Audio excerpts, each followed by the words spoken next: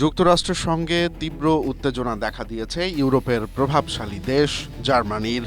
এবার ট্রাম্পের সঙ্গে ইরান যুদ্ধ নিয়ে মতভেদের জেরে জার্মানি থেকে ৫,০০০ সেনা সরিয়ে নেয়ার ঘোষণা দিয়েছে ওয়াশিংটন।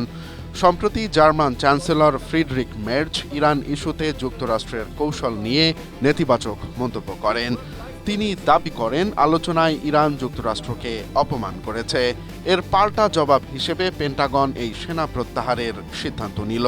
বর্তমানে জার্মানিতে প্রায় ৩৫,০০০ মার্কিন সেনা রয়েছে, যা ইউরোপের মধ্যে সর্বোচ্চ। পেন্টাগন জানিয়েছে আগামী ৬ থেকে ১২ মাসের মধ্যে এই প্রক্রিয়া শেষ হবে। মূলত ইউরোপকে নিজের সুরক্ষায় আরও বেশি করে অর্থ খরচ করতে বাধ্য করতেই ট্রাম্প এই চাপ দিচ্ছেন বলে মনে করছে জার্মানি। স্ট্রবেরি সুপার ডটেড ও ক্লাসিক ভ্যারিয়েন্টে সেন্সেশন জাগুক শিহরণ। বিশ্লেষকদের মতে এই দেশগুলোর উপর এমন সিদ্ধান্তে ন্যাটো জোটের মধ্যে ফাটল আরও বাড়তে পারে।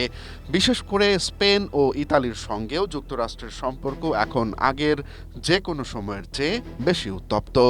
এর ফলে ইউরোপীয় দেশগুলো এখন নিজেদের সুরক্ষার জন্য ওয়াশিংটনের উপর নির্ভর না করে নিজেদের সামরিক শক্তি বাড়ানোর কথা ভাবছে।